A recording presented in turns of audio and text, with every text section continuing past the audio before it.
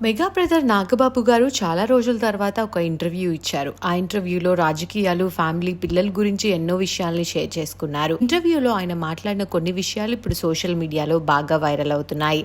ముఖ్యంగా వరుణ్ తేజ్ పెళ్లి, నిహారిక విడాకుల విషయంపై నాగబాబు గారు మొదటిసారిగా మాట్లాడటంతో ఇంటర్వ్యూ నెట్టింట హల్చల్ చేస్తోంది. వరుణ్ లావణ్య గురించి నేను బయట విన్నాను, కానీ తన్నెప్పుడు అడగలేదు.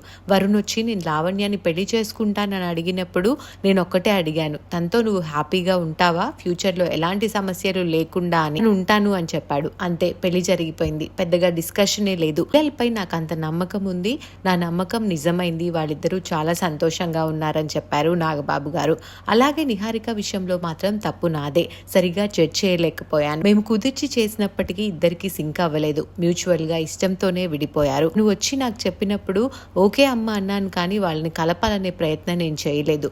ఇప్పుడు తను ప్రొడ్యూసర్ గా రాణిస్తోంది. కొన్నేళ్లకి మంచి అబ్బాయిని చూసి పెళ్లి చేస్తామంటూ నిహారిక లైఫ్ లో జరిగిన ఇన్సిడెంట్ పై కూడా మాట్లాడారు నాగబాబు గారు.